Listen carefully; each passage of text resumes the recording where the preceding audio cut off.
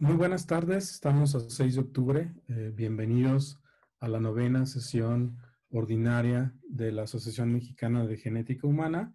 El día de hoy, nuestra sede oficial es la ciudad de Mérida, Yucatán.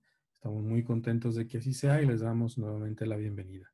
La orden del día para esta sesión es la siguiente. En primer lugar, tenemos la bienvenida. En segundo lugar, la lectura del acta de la sesión anterior. En tercer lugar, la participación del Centro de Estudios Regionales Dr. Hideyo Noguchi en la ciudad de Mérida, Yucatán.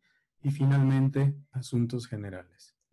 En relación al primer punto, que es la bienvenida, como ya lo mencioné, esta sesión en particular es para la ciudad de Mérida, Yucatán.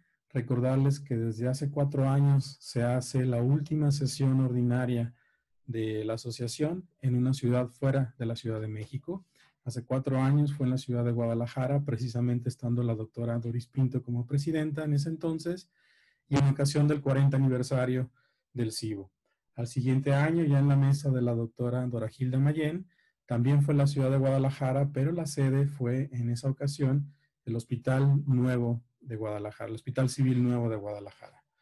En el año 2019, la sede fue la ciudad de Monterrey, en el Hospital Universitario de la Universidad Autónoma, de la Facultad de Medicina en la Universidad Autónoma de Nuevo León, y este año le corresponde a la ciudad de Mérida. Es una pequeña relatoría de cómo ha sido y bueno, deseamos que el próximo año que le toca la sede a la ciudad de León podamos hacer presencialmente la transmisión desde esa ciudad también.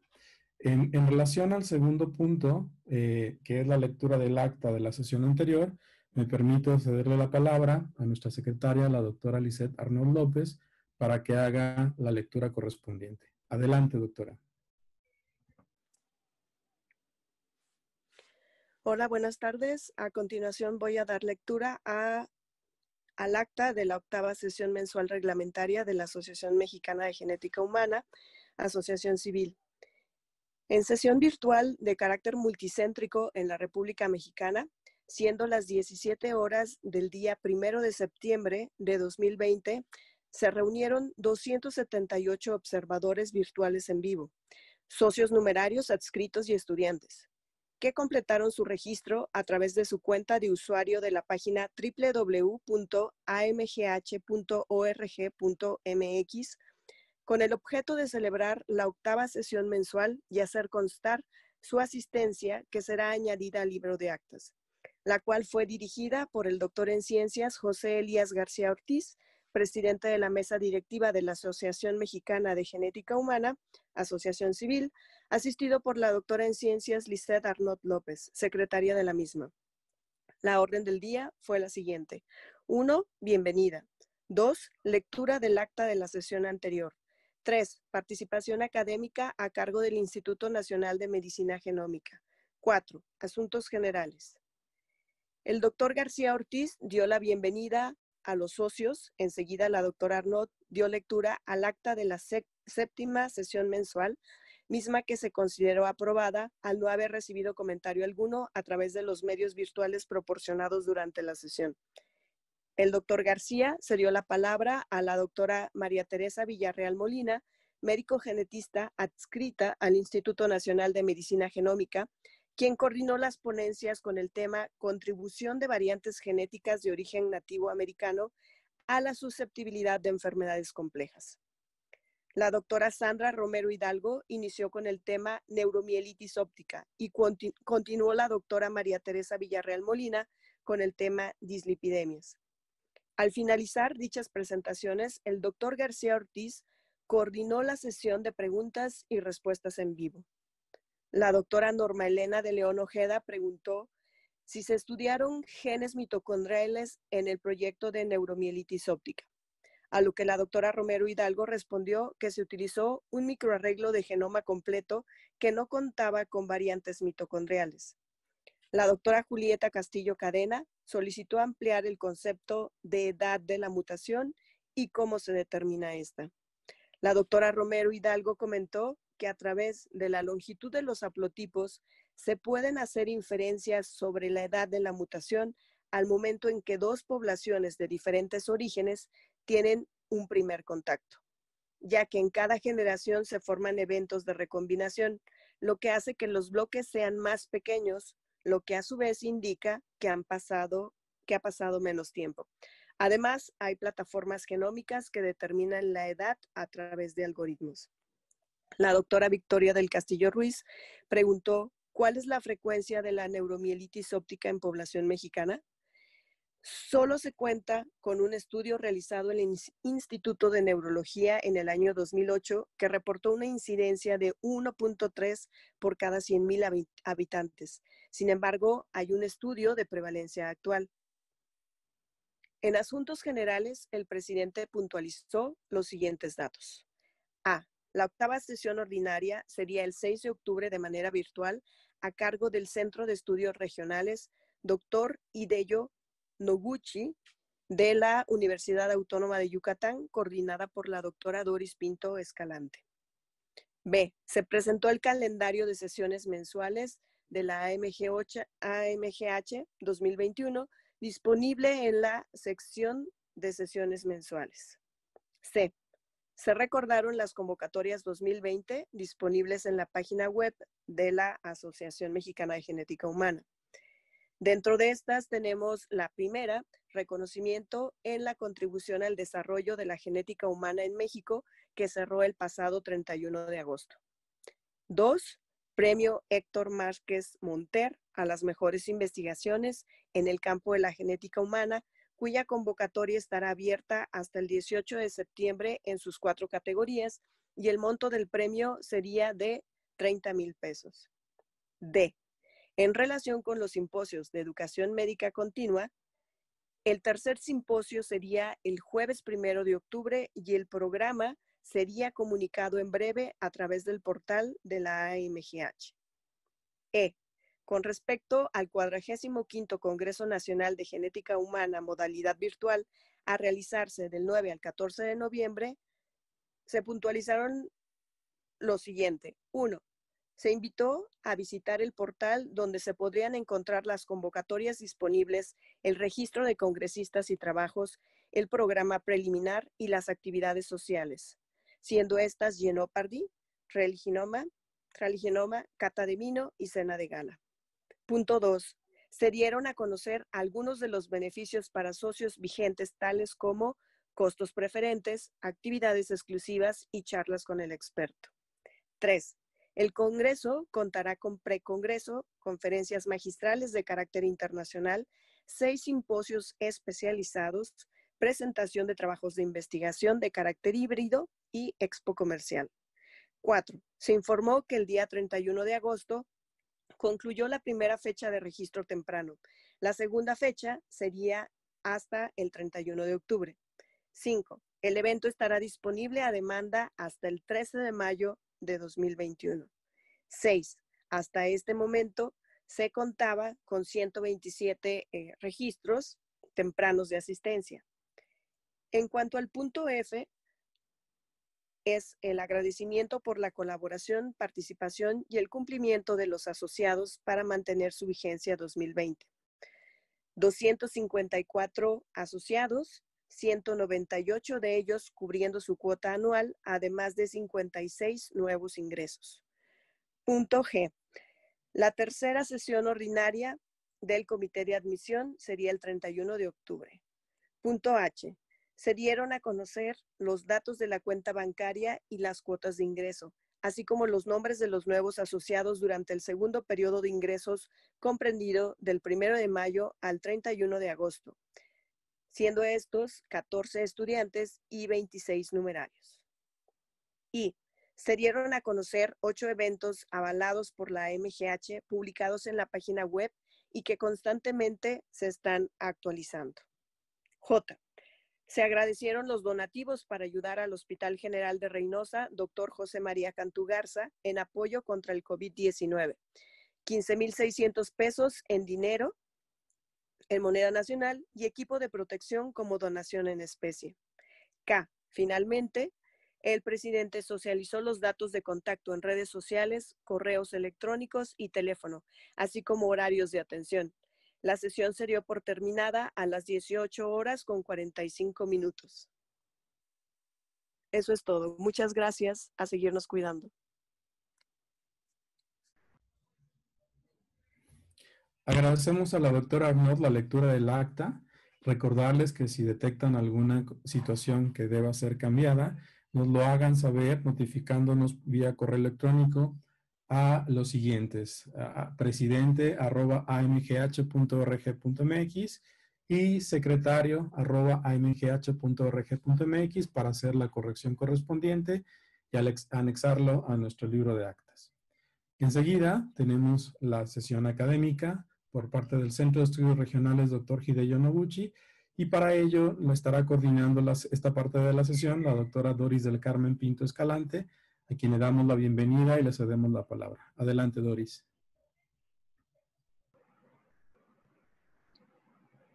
Bien. Buenas tardes.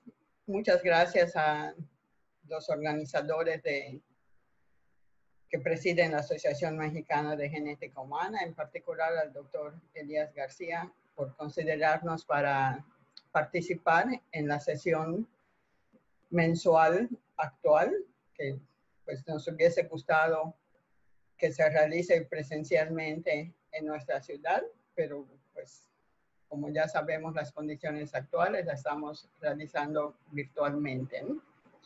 Y pues ya conocen la mayoría de ustedes el grupo de trabajo al que pertenezco, que estoy en la Universidad Autónoma de Yucatán. Y aquí en Yucatán pues también hay otros genetistas con los que trabajamos en colaboración en algunas ocasiones, en diversos trabajos. En ese sentido, pues la sesión de hoy está conformada por dos presentaciones de genetistas jóvenes. El doctor Julián Campos García, médico genetista, que desde que llegó a Yucatán, después de hacer la especialidad, ha estado muy activo en diferentes campos de trabajo. Uno de ellos está en relación al trabajo que voy a presentar hoy, sobre epidemiología de los errores innatos del metabolismo, diagnosticadas por Camis neonatal en Yucatán. Además tiene otras actividades profesionales como médico genetista en el IMSS, en la UMAE, y también como docente en una universidad en la Facultad de Medicina. Su colaboración, su trabajo colaborativo en ese campo de errores del metabolismo, también lo realiza junto con la doctora Silvina Contreras Capetillo, que es colaboradora de nosotros en el Laboratorio de Genética de la Universidad Autónoma de Yucatán. Bueno, nuestro otro oponente es un joven egresado de la maestría y doctorado en Ciencias de la Salud de la Universidad Autónoma de Yucatán. Su tutor en ambos grados académicos fue otro colaborador de nuestro laboratorio, el doctor Rodrigo Rubí Castellanos, y en su corta carrera profesional, después de haber concluido en el 2018 su grado de doctorado, tiene 10 publicaciones científicas y su trabajo colaborativo con el doctor Rodrigo Rubí permanece. En ese sentido, su trabajo va a presentarlo relacionado con lo que desarrolló en su formación profesional de doctorado y con lo que ha continuado trabajando en su lugar de sede actual, que es en el IMSS, en la UMAE. También pues ese trabajo es sobre secuenciación de segunda generación aplicada a genotipificación de CYP2D6 y su evaluación en mestizos de Yucatán. Él hace ese trabajo colaborativo, además de con el grupo de la UADY, con el grupo al que se integró en el IMSS, con un grupo de la UNAM, de la Unidad de Iztacala, y con el Instituto Jalisciense de Cancerología, ¿no? y le agradecemos como talento joven egresado del laboratorio haber aceptado participar en esta sesión. Entonces, sin más preámbulo, y pues también muy contenta de poder estar en contacto con ustedes, pues le cedemos la palabra a los ponentes. Muchas gracias.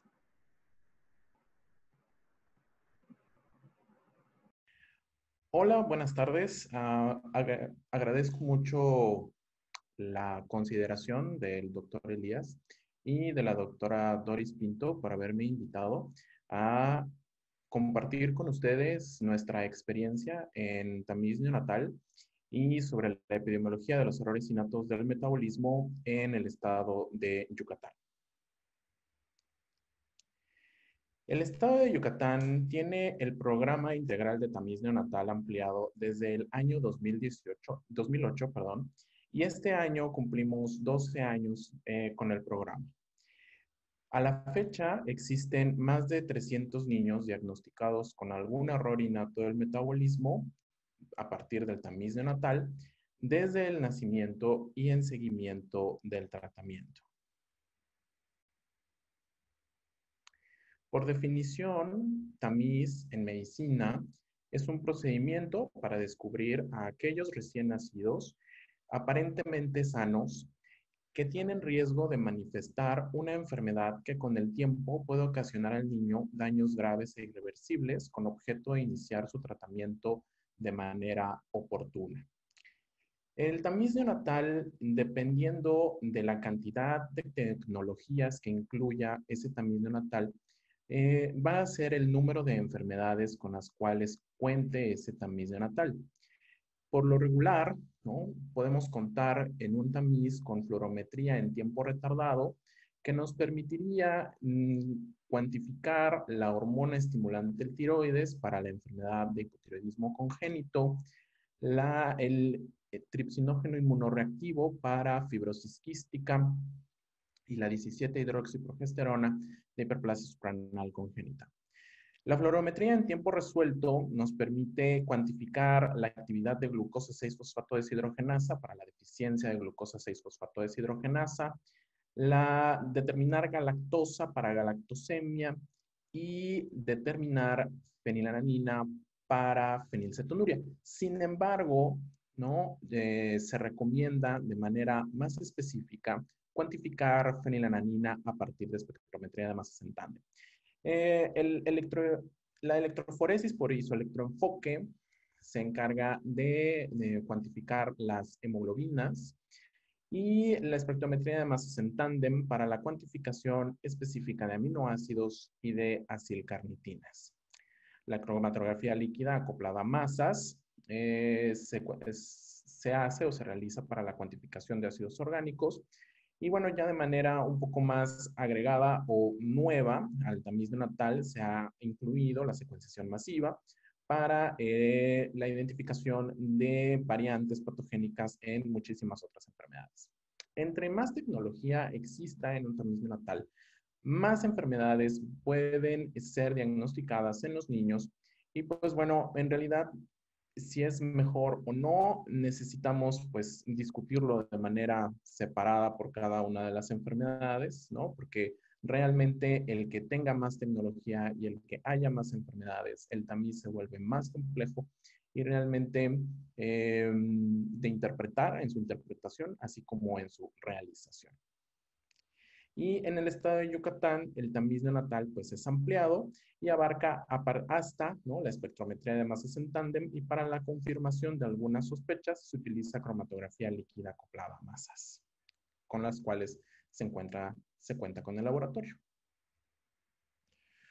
¿Por qué se debe de tamizar? Esta es una pregunta que muchas veces nos encontramos, tanto nosotros los genetistas como otros especialistas, otros médicos que están familiarizados con el tamiz. Y pues bueno, el tamiz se realiza, ¿no?, para tratar de llegar a una confirmación de un tratamiento, para iniciar propiamente un tratamiento y que esas enfermedades y esos niños inicien tratamiento de manera oportuna para que puedan vivir sin discapacidad. Eso es el objetivo primordial y el primer objetivo del tamiz neonatal, en el cual todos nosotros debemos de estar concentrados, en que los niños, ¿no?, vivan sin una discapacidad. ¿Cuál es el modelo de prevención que debería de existir en todos los programas de tamiz neonatal? Esto no es nuevo, está publicado, que el programa de tamiz debe de dividirse en 3 partes. Una parte preanalítica, una parte analítica y una parte postanalítica. La parte preanalítica es todo lo que conlleva antes del análisis propiamente de nuestro papel filtro con sangre seca. ¿Qué es todo esto que abarca antes de que llegue la muestra al laboratorio? Pues es la capacitación a las personas que no están familiarizadas o que ya están familiarizadas con el tamiz neonatal. La toma de muestra, una toma de muestra apropiada y adecuada en los pacientes es sumamente importante para el laboratorio, ¿no? La recolección, una vez que ya se toma la muestra, pues necesitamos recolectarla y llevarla al laboratorio en el menor tiempo posible. Y la captura de los datos. Una muestra bien tomada sin los datos suficientes es una muestra inapropiada. ¿Por qué? Porque posteriormente, al momento de querer entregar un resultado, ya sea normal o anormal, pues eso puede conllevar a perder al paciente, ¿no? Entonces es muy importante la captura de los datos.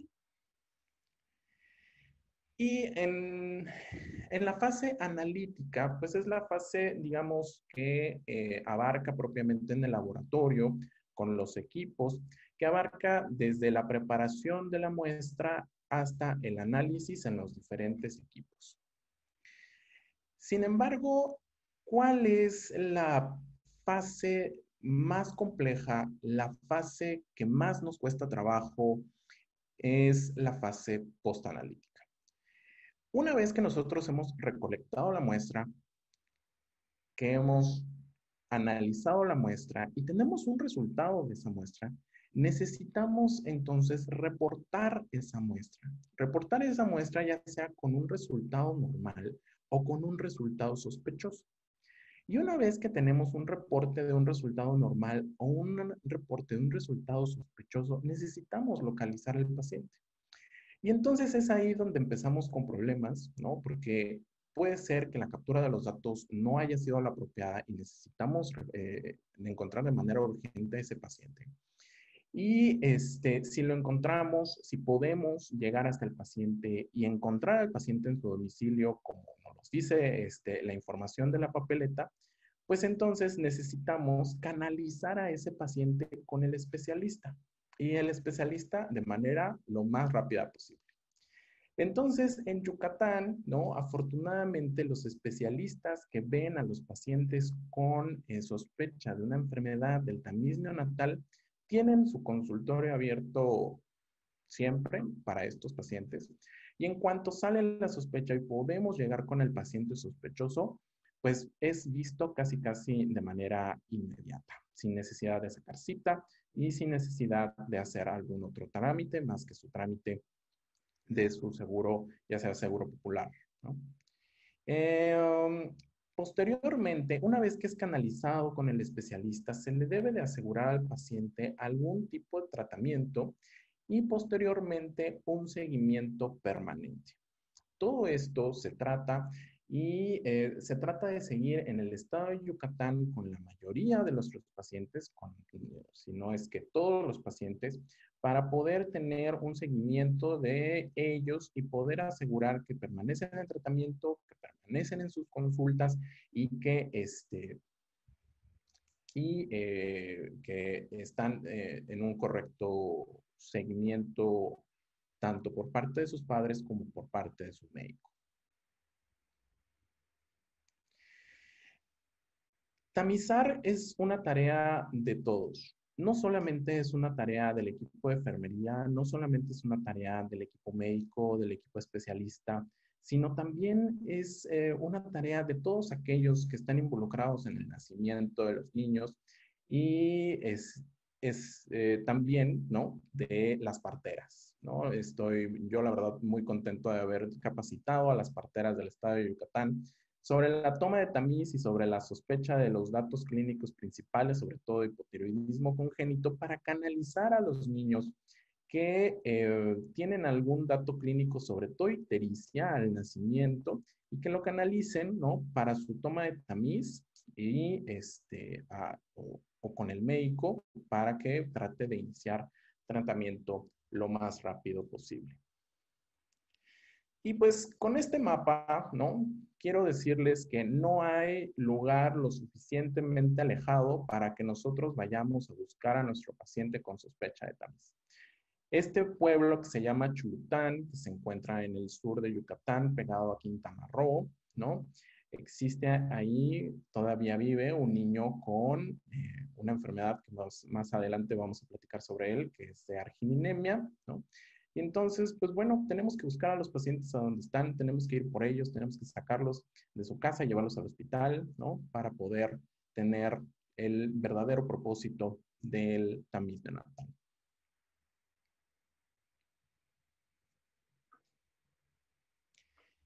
Y me gustaría comenzar con la epidemiología de los principales errores innatos del metabolismo diagnosticados por tamiz neonatal con esta enfermedad que es acidemia glutárica tipo 1. Acidemia glutárica tipo 1 a nivel mundial tiene una frecuencia de 1 en 100,000 recién nacidos vivos. Sin embargo, en Yucatán tiene una frecuencia de 1 en 36,442 recién nacidos vivos, lo cual lo hace la enfermedad por acidemia, ¿no?, más frecuente en el estado de Yucatán o en la península de Yucatán. No existen hasta el momento reportes a nivel nacional, pero en nuestro estado sí hemos observado que existe una mayor frecuencia. La acidemia glutárica tipo 1 se debe a la mutación del gen de la deshidrogenasa de glutarilcoenzima A y es una enfermedad autosómica recesiva. La acidemia glutárica tipo 1, ¿no?, se debe a defectos en el metabolismo de la lisina, hidroxilisina y triptofano, que son metabolizados por la enzima deshidrogenasa de glutarilcoenzima A, ya que convierte el glutarilcoenzima A a crotonilcoenzima A para formar 2-acetilcoenzima A. Sin embargo, en la acidemia glutárica tipo 1 existe un bloqueo a este nivel por la deficiencia de deshidrogenasa de glutarilcoenzima A, lo cual provoca un aumento del ácido glutárico, el cual es tóxico para el organismo. Y de manera de tratamiento para estos pacientes, pues existe la limitación, ¿no?, o la disminución en la ingesta de lisina y de triptofano, pero también podemos agregar L-carnitina, que se une con el glutarilcoenzima A para formar glutarilcarnitina más coenzima A, y el glutarilcarnitina se puede eliminar por el riñón. De manera, está publicado también que se recomienda la ingesta de riboflavina, ¿no?, el cual pues también interviene en la mejora del paso de glutarilcoenzima A a crotonilcoenzima A, y pues bueno, también se puede utilizar como tratamiento para disminuir los niveles de lisina, hidroxilisina y triptofano en los pacientes. ¿Cuáles son las características clínicas de los pacientes con acidemia glutárica tipo 1? Distonía, hipotonía, opistótonos, rigidez, ¿no?, los cuales son datos clínicos neurológicos, y uno muy clásico es la macrocefalia al nacimiento. Es muy importante determinar el perímetro cefálico al nacimiento, no solamente para la microcefalia, sino también para la macrocefalia, ya que acidemia glutárica tipo 1 es uno de los pocos datos clínicos que puede presentar al nacimiento, puede ser el aumento del perímetro cefálico. También pueden presentar movimientos coreoatetoides y hemorragia retiniana y o subdural. ¿Cuál es la importancia de la acidemia glutárica tipo 1 y de su tratamiento? El 90% de los pacientes no tratados presenta severas alteraciones neurológicas como consecuencia de un efecto neurotóxico de los ácidos orgánicos. El 80% de los pacientes diagnosticados y tratados oportunamente pueden prevenir el deterioro neurológico. Esto es sumamente importante.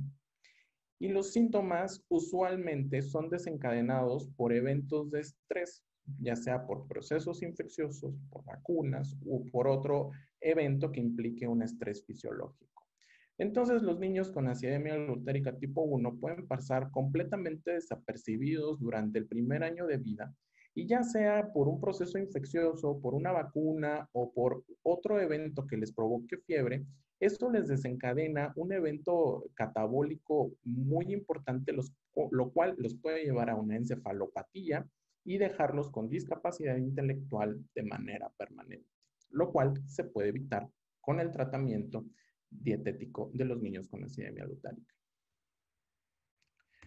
Nosotros, en el programa de tamiz neonatal, hemos encontrado 5 pacientes con acidemia glutárica, los cuales han sido encontrados por el programa de tamiz en el laboratorio de tamiz más y han sido genotipificados con el apoyo del Instituto de Oftalmología Conde de Valenciana.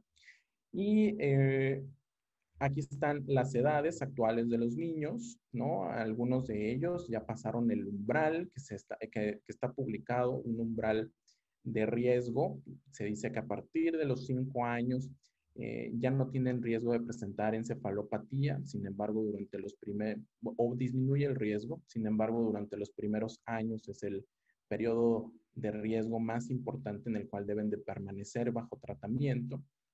Y pues bueno, hemos encontrado variantes patogénicas bastante interesantes en los pacientes con acidemia glutárica, que voy a explicar en la siguiente diapositiva, un poquito más con mayor detalle.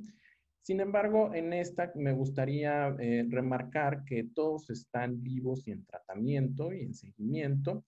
Algunos de ellos tienen retraso en el desarrollo psicomotor. Hay también pacientes con un desarrollo psicomotor normal, pero solamente uno de nuestros pacientes desarrolló encefalopatía y que presenta en este momento pues una discapacidad, un retraso en el desarrollo psicomotor importante. Dentro de las variantes que hemos encontrado en el estado de Yucatán, encontramos que la variante leucina 130 prolina es la variante más frecuente encontrada en nuestros pacientes con un 60%. Y bueno, encontramos o podemos encontrar otras variantes que ya sea que están previamente publicadas o nuevas. Esta variante nueva, que es la más frecuente en nuestros pacientes en el estado de Yucatán, tenemos la hipótesis de que podría tratarse de un efecto fundador en el estado de Yucatán para esta enfermedad. Sin embargo, pues bueno, no carecemos con la información suficiente para confirmar la hipótesis, pero es algo bastante plausible. Sobre la fibrosis quística, en la fibrosis quística en el estado de Yucatán, a nivel global, tenemos una frecuencia de 1 en 2.500 recién nacidos vivos. En México, de 1 en 6.273. Y en el estado de Yucatán, de 1 en 13.724 recién nacidos vivos.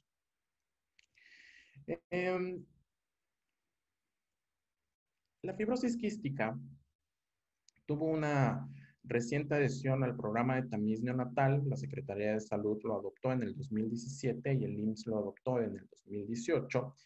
Y bueno, la fibrosis quística es la enfermedad más compleja de diagnosticar a través de tamiz neonatal. El cuadro clínico de los niños con fibrosis quística es una neumonía de repetición que puede comenzar desde los 2 años de edad. También tienen fenotipo gastrointestinal como hilio meconial, desnutrición, insuficiencia pancreática, malabsorción de vitaminas liposolubles y otros como un sabor salado en la piel e infertilidad en algunos casos. El tamiz neonatal utiliza tripsinógeno inmunoreactivo para el diagnóstico o la sospecha de los pacientes. Se utiliza la fluorometría en tiempo retardado y el valor de corte estándar es por arriba de 70 nanogramos por mililitro. Sin embargo, este metabolito es válido solamente durante las primeras 4 semanas de vida. Después los valores de los pacientes y los pacientes sanos se vuelven iguales. ¿Por qué es complejo el paciente con el tamiz de fibrosis quística? Porque hay varios protocolos de tamiz publicados. El que se utiliza en México es el de realizar una muestra de de IRT, otra muestra de IRT y posteriormente confirmarlo por cloruros en sudor. También puede ser que a partir de una muestra de IRT lo confirmemos por cloruros en sudor, estos niños mayores de 1 mes. IRT, una segunda muestra de IRT, cloruros en sudor y posteriormente biología molecular, que sería lo más ideal. Una muestra de IRT más una proteína asociada a la pancreatitis, que es un tamiz bastante sensible. Y el IRT más biología molecular, que sería también algo bastante importante, ¿no? Este es el protocolo de fibrosis quística según la guía de práctica clínica, ¿no? Tenemos el tamiz neonatal, se puede volver a repetir el tripsinógeno inmunoreactivo y a partir de una segunda muestra sospechosa, pues realizamos los cloruros en sudor. Si están por arriba de 60 milimoles por litro, confirmamos el diagnóstico de fibrosis quística. Si está entre 40 y 59, tenemos un diagnóstico dudoso y si tenemos menos de 39, tenemos un diagnóstico poco probable. En el estado de Yucatán hemos realizado más de 96,000 muestras para fibrosis quística y observen, ¿no?, que tenemos de menos de 70 que son, digamos, las normales, 95,945 y 119 sospechosos que están entre los valores de 70 y 250 y arriba de 250, 7 muestras. Posteriormente, ¿no?, se les realizó la prueba de cloruros en sudor y esta muestra de cloruros en sudor en 30 pacientes, ¿no?, menos de 30 pacientes fueron descartados con fibrosis quística, ¿no? Menos de 21 pacientes, perdón, obtuvieron menos de 30 milimoles por litro en los cloruros en sudor. De 30 a 59 resultaron en esta área gris en los cloruros en sudor, 2 pacientes, y 7 pacientes con cloruros en sudor por arriba de 60 milimoles por litro, ¿no?, lo cual nos da un seguimiento clínico de 9 pacientes. Sin embargo, cuando nosotros tenemos 9 pacientes, pues no nos quedamos conformes y quisimos ver la genotipificación de los pacientes con fibrosis quística. Y observen que a partir, ¿no?, de nuestros 9 pacientes, nos quedamos solamente con 5. Solamente 5 pacientes resultaron con 2 variantes patogénicas, ya sea homocigotos o heterocigotos compuestos para CFTR. Y entonces, realmente 4 de nuestros 9 pacientes no tenían fibrosis quística. 3 eran portadores y 1 no tenía las variantes patogénicas. Se les realizó a estos pacientes secuenciación completa del gen de CFTR, ¿no? Entonces, realmente esto nos habla de que existe una necesidad muy importante de realizar los paneles moleculares en los pacientes con tamiz de fibrosis quística.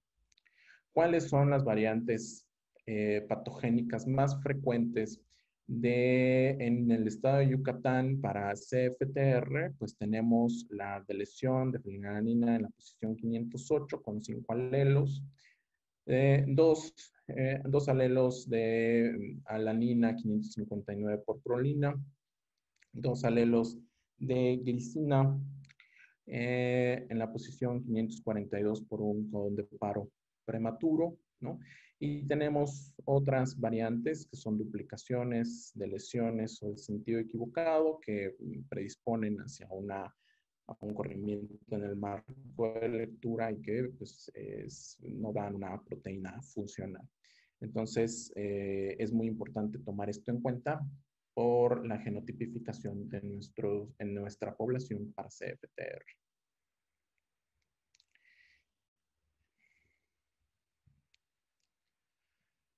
Y bueno, en el caso de hipotiroidismo congénito, pues hay una mayor prevalencia en el estado de Yucatán, tiene una prevalencia de 1 en 1400.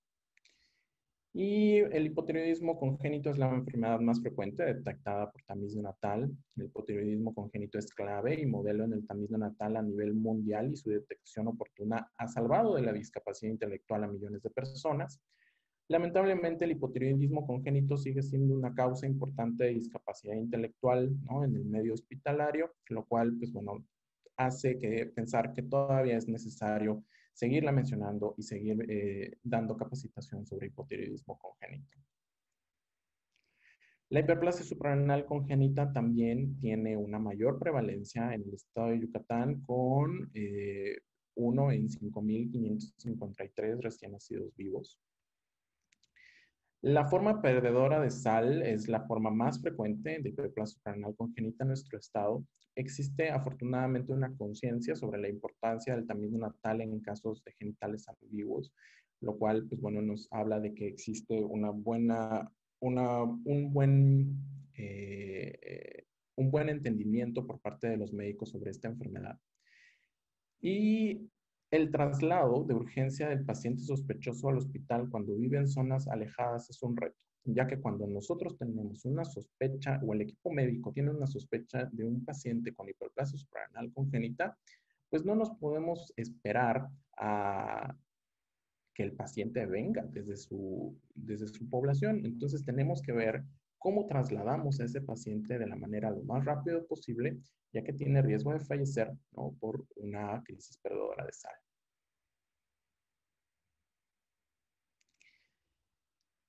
Y tenemos un paciente con argininemia. Este paciente con argininemia ya tiene más de 5 años. Lo publicamos en el 2015 junto con la doctora Silvina Contreras. La deficiencia de argininemia, o la argininemia se debe a la deficiencia de argininasa 1, ¿no? Es un defecto en el ciclo de la urea que cataliza la conversión de arginina a ornitina y urea, ¿no? Y el cuadro clínico, pues, es microcefalia y otros datos clínicos del sistema nervioso central. Sin embargo, a la fecha, el paciente se conserva perfectamente sano porque está en tratamiento. Le realizamos el estudio molecular porque, bueno, tuvimos algunas dificultades con el equipo médico de que no consideraban o no creían en el diagnóstico, ¿no? Y entonces, pues bueno, tenemos aquí el fenotipo silvestre, un fenotipo normal, el paciente, ¿no?, con un cambio en la posición, una posición antes del exón 5, ¿no? Es un cambio intrónico de citocinas. Y pues bueno, los padres aquí son portadores. Entonces, gracias a este estudio molecular, pues dimos realmente un diagnóstico confirmado definitivo y pues los pediatras pudieron con mayor confianza continuar con el tratamiento de este paciente. Y pues no puedo yo dejar de hablar sobre las enfermedades lisosomales que están en tratamiento en el Instituto Mexicano del Seguro Social en el estado de Yucatán. No tenemos tamiz de enfermedades lisosomales, sin embargo, sí tenemos pacientes de errores sinapsis del metabolismo lisosomal.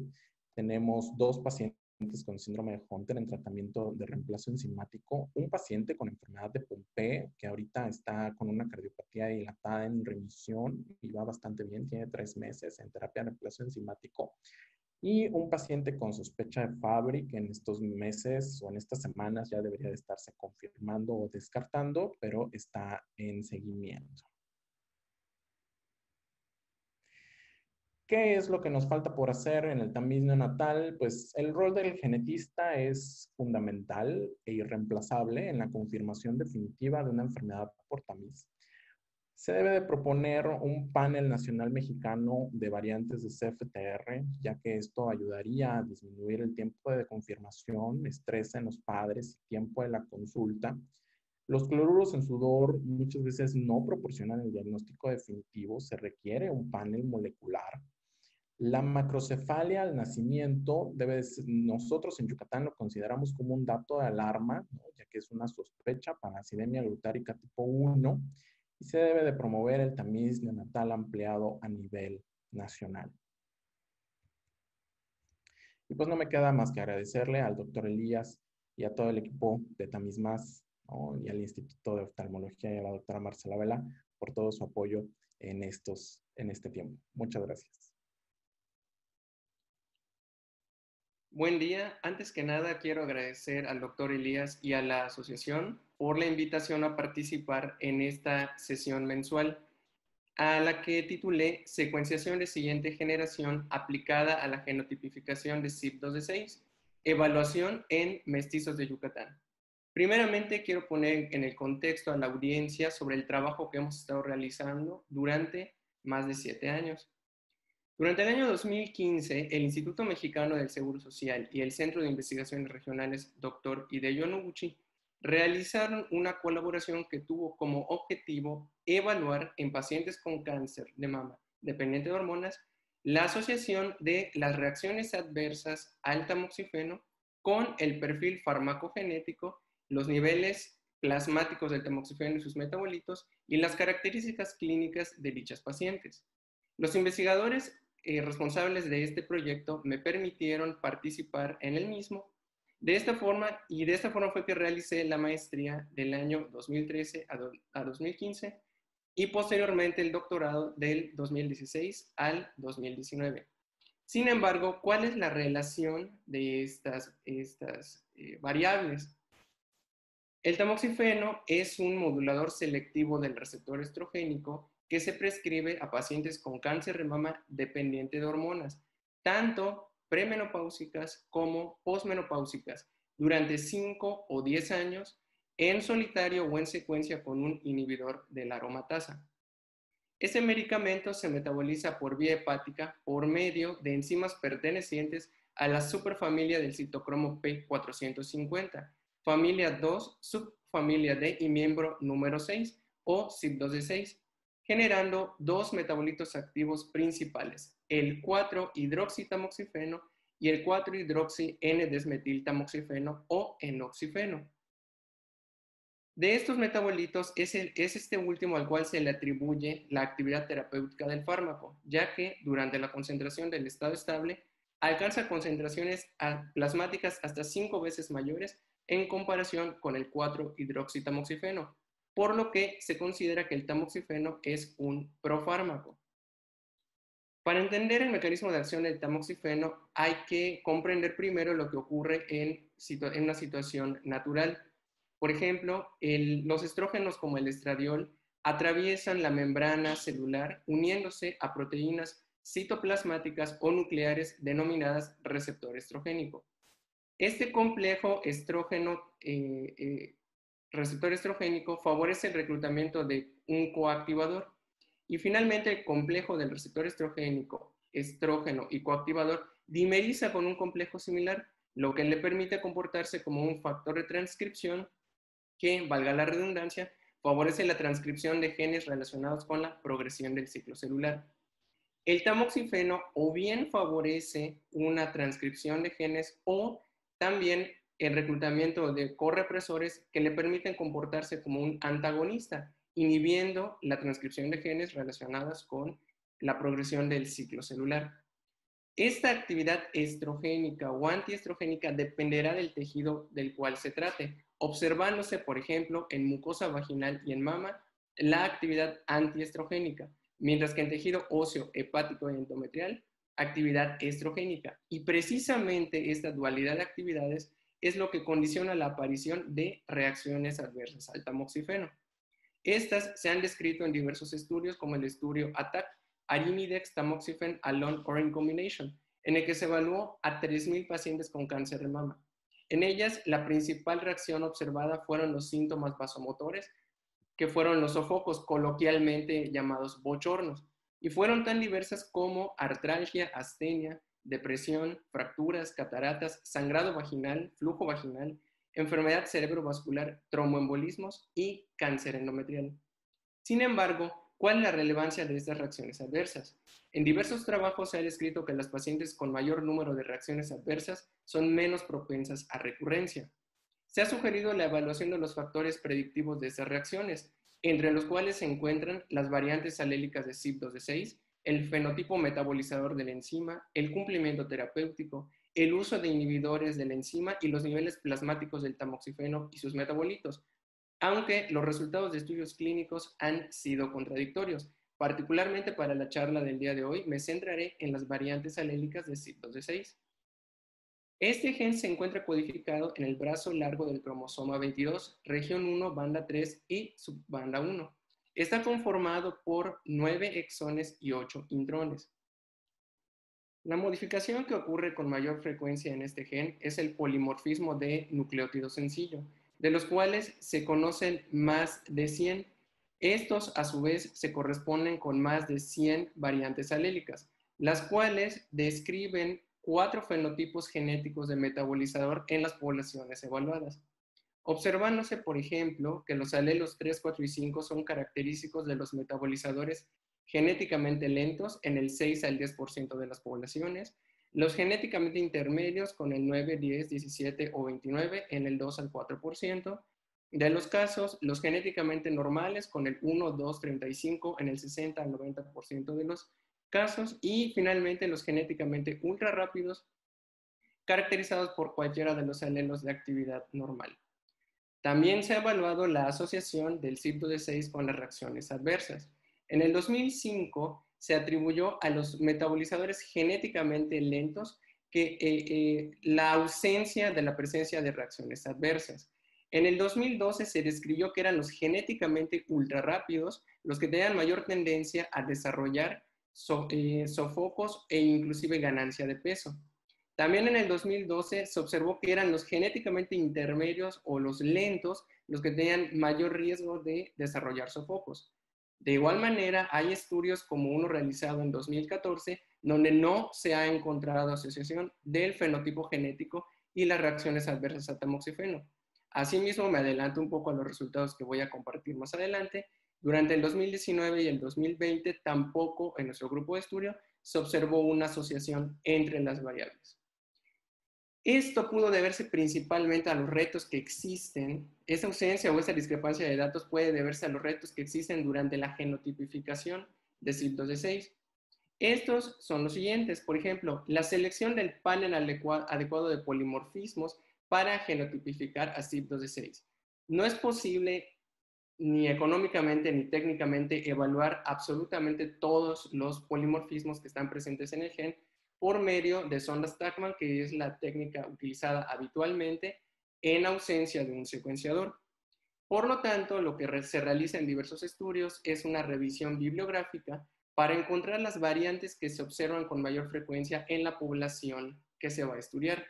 Tal es el caso de lo realizado en el presente estudio, en el que, previa revisión de la literatura, se ha observado la presencia de los alelos 4 y 10, del 17, del 3, del 29, del 34, y entre otros. Por lo tanto, el panel de evaluación planteado involucraba la determinación de 7 polimorfismos y de la variación del número de copias, ya que el CYP2D6 es propenso a presentar eventos de multiplicación, así como lo son las inserciones y de lesiones. Tengamos como ejemplo lo siguiente. Para un paciente se pudo haber obtenido después de evaluar cada uno de los 7 polimorfismos que les menciono, se pudo haber obtenido cada uno de los siguientes resultados. Este, como tal, ya es el haplotipo del paciente teniendo en cuenta los polimorfismos que se determinaron. Este haplotipo se utiliza para inferir también el diplotipo de CYP2D6. Esto se realiza mediante la comparación de este resultado con lo que se ha descrito en bases de datos internacionales, como la base de datos de farmacogenómica. En esta se observa que el haplotipo obtenido para CYP2D6 corresponde con el alelo estrella, así se denominan los haplotipos para CYP2D6, con el alelo estrella 1. Este alelo hace referencia a la variante wild type o al alelo silvestre más común. Pero recordemos que somos organismos diploides, así que también existe la posibilidad de haber obtenido el segundo haplotipo para este paciente. De la misma forma se compara este segundo haplotipo con lo descrito en las bases de datos internacionales y este se corresponde con la presencia del alelo estrella número 2, por lo que finalmente el diplotipo de este paciente se considera que es CYP2D612. Sin embargo, las cosas se pueden complicar un poco más si tomamos en cuenta que el resultado, por ejemplo, de la posición 2850 puede estar en trans, es decir, que la variante esté en la parte superior y que la variante alélica normal esté en la parte inferior. Por lo tanto, existen programas que permiten resolver esta discrepancia, como el programa FASE 2.1, entre otros. Sin embargo, la intención de determinar el genotipo de CYP2D6 es poder predecir el fenotipo genético. Para esto, desde el 2008 se generó un sistema denominado puntaje de actividad metabólica que con el paso de los años se ha ido refinando, modificando y actualizando en base a lo obtenido por estudios clínicos y de farmacocinética, siendo de esta forma que el fenotipo genético se infiere de la siguiente manera. Para cualquiera de los alelos clasificados como de actividad nula, se asigna un puntaje de 0. Para los de reducida, de 0.5 y particularmente, según la actualización más reciente, para el alelo 10, una de 0.25. Finalmente, a los alelos que se corresponden con la actividad normal, se les atribuye un valor de 1. En el diplotipo, como en el observado previamente del CYP2D612, este puntaje se suma y si el valor es de 0, se habla de un metabolizador genéticamente lento. Si este puntaje es mayor de 0 pero menor de 1.25, se habla de un genéticamente intermedio. Si es igual a 1.25, si es igual a 1.25 o menor de 2.25, se habla de un genéticamente normal. Y si este es mayor de 2.25, se habla de un genéticamente ultra rápido. Teniendo en cuenta lo que les acabo de explicar, voy a compartir con ustedes ahora los resultados obtenidos en población mestiza de Yucatán. En este trabajo que les comentaba al principio, que es lo que hemos realizado durante 7 años, se incluyó a 138 pacientes bajo tratamiento con tamoxifeno. La mediana de edad de estas pacientes fue de 48 años, con un mínimo de 32 y un máximo de 91, lo cual se corresponde con un segundo resultado, que fue que más del 50% de estos casos fue clasificado como posmenopausia al momento de empezar el tratamiento con tamoxifeno. Y esto se corresponde a su vez con lo que les comentaba al principio, de que el tamoxifeno se prescribe tanto a pacientes premenopáusicas como posmenopáusicas. Asimismo, se observó una mediana del uso del tamoxifeno de 16 meses, con un mínimo de 3 y un máximo de 120, lo que significa que algunos de los casos presentes en el estudio ya presentan el tratamiento extendido a 10 años. Asimismo, se observó un predominio del estadio clínico bajo, es decir, del estadio 0 al 2, en comparación con los estadios 3 y 4. Con respecto a las reacciones adversas a tamoxifeno observadas, el 86% de los casos evaluados presentó al menos una reacción adversa, y de estas, tal como reporta la literatura, la prevalente fueron los sofocos, seguido de calambres musculares, artralgia, cefalea y mareos. También, durante la realización del estudio, se observó a una paciente que presentó engrosamiento endometrial, el cual es más frecuente en pacientes posmenopáusicas. Y de hecho, esta paciente era posmenopáusica y en vista de esta reacción al tamoxifeno, se le indicó un inhibidor de aromatasa. Con respecto a la cuantificación del tamoxifeno y sus metabolitos, en esta gráfica les presento la concentración en nanogramos por mililitro en función de los metabolitos del tamoxifeno y del tamoxifeno propiamente. Para el endoxifeno se observó una mediana de 9.3 con un mínimo de 0.6 y un máximo de 204 nanogramos por mililitro. Para el 4-hidroxitamoxifeno, una mediana de 5.4, un mínimo de 0.28 y un máximo de 780. Y para el tamoxifeno, una mediana de 129 con un mínimo de 29 y un máximo de 2000. Solo para tener un punto de referencia con el cual comparar, Henning en el 2015 reportó una mediana de 4 nanogramos por mililitro en pacientes estadounidenses. Y se puede observar que las pacientes evaluadas en Yucatán tienen por lo menos el doble de esta concentración. La concentración del tamoxifeno y sus metabolitos fue utilizada para generar una razón metabólica que resultó de dividir la concentración del tamoxifeno entre la suma de los dos metabolitos. Esta a su vez se le realizó una transformación logarítmica que les presento en esta gráfica, la cual se observa que tiene una distribución normal con una media de 0.94 más menos 0.43. Por la inspección visual de esta gráfica, se puede clasificar a los pacientes según su fenotipo metabolizador. Nótese que en este momento ya no hablo de un fenotipo genético, sino de un fenotipo metabolizador que se obtiene por la medición del fármaco de interés, permitiendo clasificar a las pacientes en metabolizadores ultrarrápidas, normales, intermedias y lentas, con el 5.8%, 75.4%, 14.5% y 4.3% respectivamente. De igual manera, en esta gráfica de la derecha les presento los niveles del tamoxifeno y sus metabolitos en función de la presencia de la principal reacción adversa, que fueron los sofocos.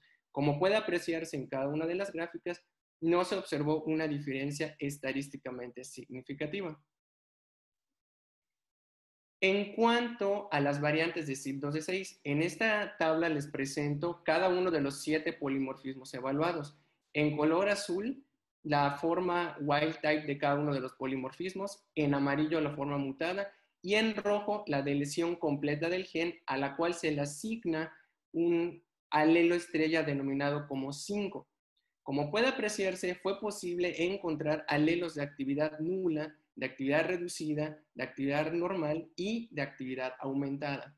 Aunque también en esta tabla es posible apreciar que pese a que este haplotipo sí pudo compararse y correspondió con lo reportado en bases de datos internacionales, también existieron otros haplotipos que no coincidieron y están marcados en negritas con estos haplotipos reportados, por ejemplo, en el PharmGKB.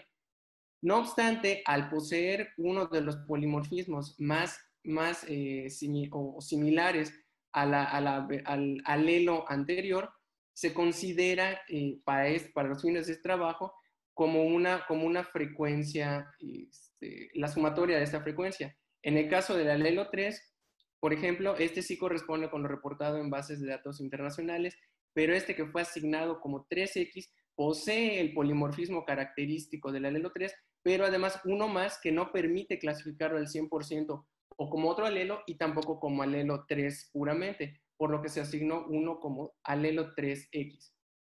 Finalmente se observa un predominio, tal como reporta la literatura, de los alelos de actividad normal, pero también llama la atención la presencia de dos alelos en particular, del alelo 34 y del alelo 39, mismos que no habían sido descritos previamente en población mexicana y con frecuencias que rebasan a lo que se ha reportado a nivel internacional, que veremos a continuación.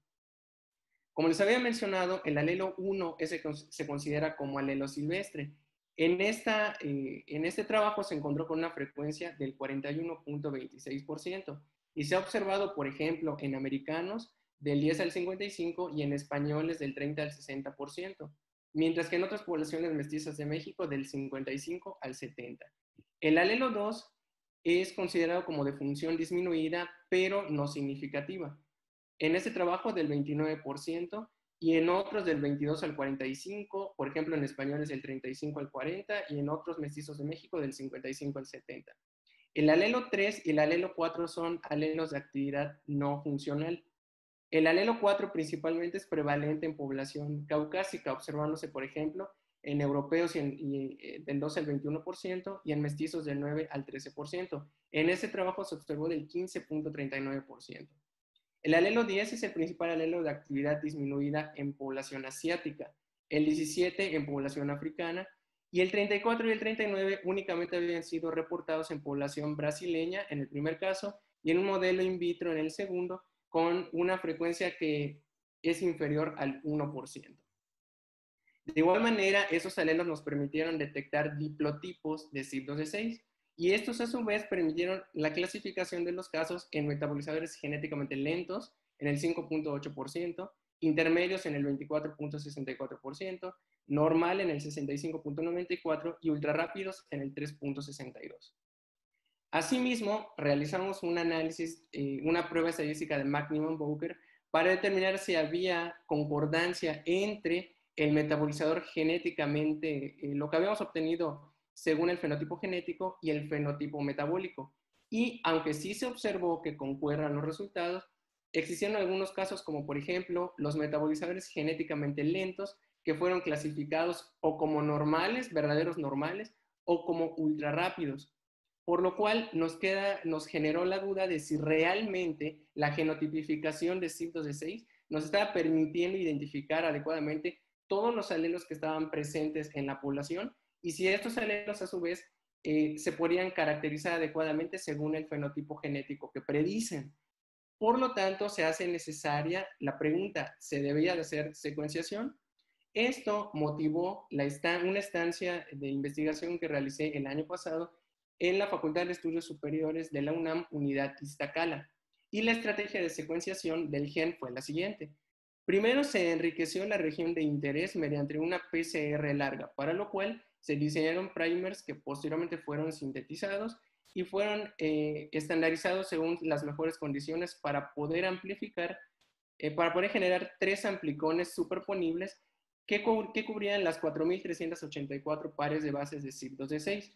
Para esto, y teniendo en cuenta que para este momento no se había completado el tamaño muestral que se había planteado para el estudio que se había venido realizando durante 7 años, se incluyeron únicamente 36 casos de Yucatán y para fines de comparación se incluyeron 45 casos de Jalisco. Posterior a la generación de los amplicones, estos fueron visualizados en genes de agarosa, purificados con perlas Ampure, cuantificados y combinados en concentraciones equimolares. Las librerías se prepararon utilizando el kit Nextera XT, que se basa en la tagmentación de un solo paso. Posterior a la limpieza, normalización y combinación de las librerías, se generó la secuenciación de siguiente generación mediante un sistema de Illumina MySeq por medio de la técnica de extremos pareados a una profundidad de 500x. Esto en vista de que se iban a determinar polimorfismos de nucleótido sencillo. Seguidamente se realizó un análisis bioinformático como sigue. Los datos crudos fueron analizados para determinar su calidad por medio del programa FastQC. Seguidamente con el programa B1MEM se realizó el alineamiento de las secuencias. Con el GATK se realizó el ordenamiento de las lecturas, la generación de los archivos BAM y con el GATK Haplotype Caller se generó el archivo BCF para finalmente utilizar un programa bioinformático denominado Stargazer, el cual fue diseñado exclusivamente para determinar los haplotipos, los alelos estrella, los diplotipos, el puntaje de actividad metabólica y el fenotipo genético de los citocromos.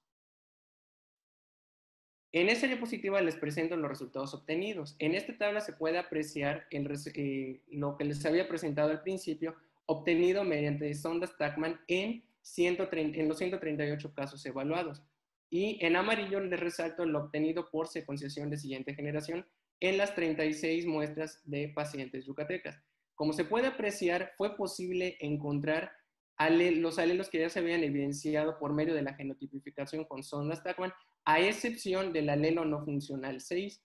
De igual manera se observa el alelo de actividad reducida 9, que no había sido evidenciado previamente por medio de sondas Tachman, y los alelos normales 1 y 2, y el 34, con excepción del 39, que no pudo ser evidenciado.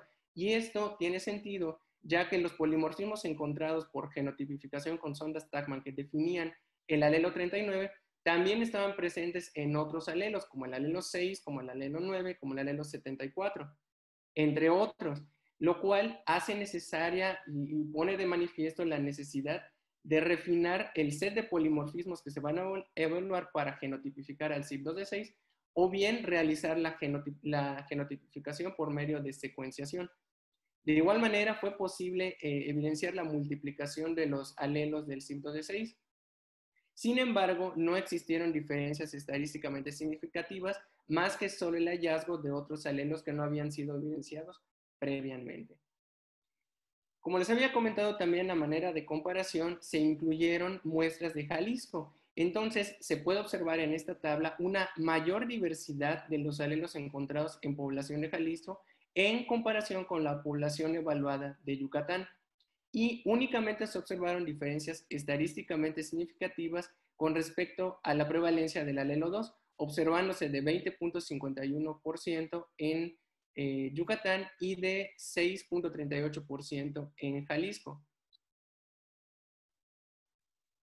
Por su parte, también se evaluó la presencia de los diplotipos de CYP2D6 obtenidos tanto por secuenciación con respecto al obtenido por sondas Tachman. Como les había comentado previamente, los diplotipos se utilizan para predecir el fenotipo genético y como se puede observar, aunque aparentemente se observa una diferencia estadísticamente significativa, esta únicamente lo es para los metabolizadores genéticamente normales, que por genotipificación con sondas Tachman se observa con una prevalencia del 65.94% y por secuenciación del 47.22%. Fue posible la identificación de algunos diplotipos concordantes por genotipificación con sondas y por secuenciación, aunque también se encuentran la presencia de otros, como el 1.9, que no había sido observado previamente, o por ejemplo el 1.3, que no había sido evidenciado en análisis previos. De igual manera, y con el ánimo simplemente de contrastar con una población también mestiza de México, se realizó el mismo análisis para la población de Jalisco. Y como les había mencionado en el primer caso, también se observa una mayor diversidad de los diplotipos de la población de Jalisco en comparación con la población evaluada de Yucatán, aunque no se aprecian diferencias estadísticamente significativas entre la prevalencia del fenotipo predicho para cada una de las dos poblaciones.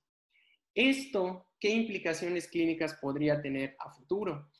En esta tabla les presento lo obtenido para 3 muestras por genotipificación con sondas Tachman y del lado derecho lo obtenido por secuenciación de siguiente generación. En el primer caso se trata de una muestra que fue clasificada como alelo 4, como diplotipo 417. La variación del número de copias fue de 2, el puntaje de actividad metabólica de 0.5 y por lo tanto fue clasificado como un metabolizador genéticamente intermedio. Según las recomendaciones emitidas por las guías internacionales, una paciente con este fenotipo genético debe o bien ser prescrita con un inhibidor de aromatasa si se trata de una paciente posmenopáusica o supresión ovárica más un inhibidor de aromatasa en pacientes premenopáusicas. O bien, si el inhibidor de aromatasa está contraindicado, se realiza el escalamiento de dosis de tamoxifeno de 20 miligramos al día, que es la dosis habitual, a 40 miligramos al día. No obstante, por secuenciación de siguiente generación, se observa que este mismo caso fue clasificado como diplotipo 1.17, el cual se corresponde con un metabolizador genéticamente normal que en teoría presenta los niveles adecuados del endoxifeno, el principal metabolito del tamoxifeno, y para que no se indica ni escalamiento de dosis ni cambio de fármaco.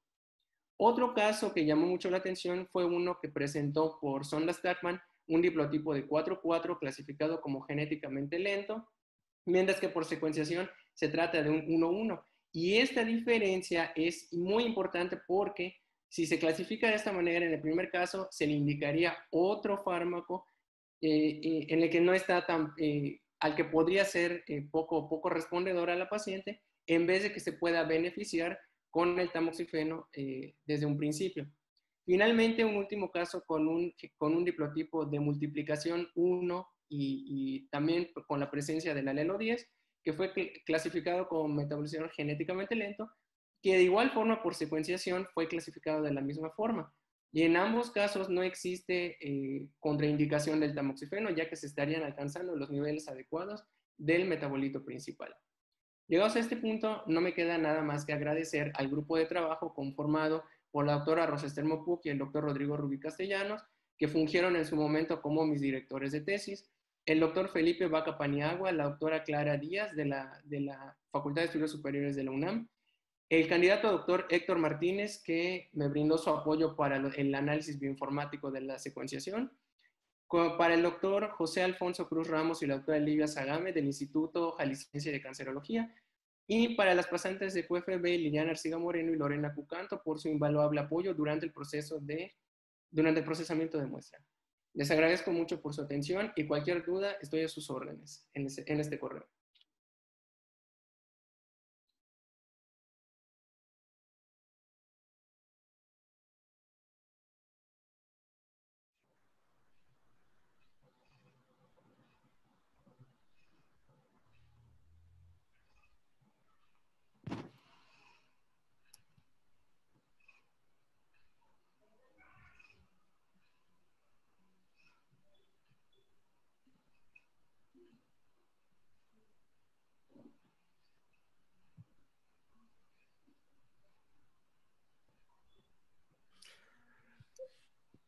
Vamos a dar inicio a la sesión de preguntas y respuestas y para ello le cedo la palabra a la doctora Doris. Doris, por favor. Buenas tardes de nuevo y pues muchas gracias a los ponentes ante todo por haber dado estas excelentes pláticas que nos han ilustrado el día de hoy, tanto para el área clínica como para la molecular. Esperamos que les haya sido de su interés. Recibimos varias preguntas en relación a estos temas y vamos a empezar con las preguntas que llegaron. Primero, agradecer también a todos los que nos mandaron saludos, amigos y conocidos de este gremio profesional, ¿no? Y vamos con la primera pregunta que vino de la doctora Ariadna González para el doctor Julián Campos, en el que le pregunta si conoce la fisiopatología de la macrocefalia en los pacientes con acidemia glutárica tipo 1. Doctor Julián, le cedemos la palabra. Muchas gracias.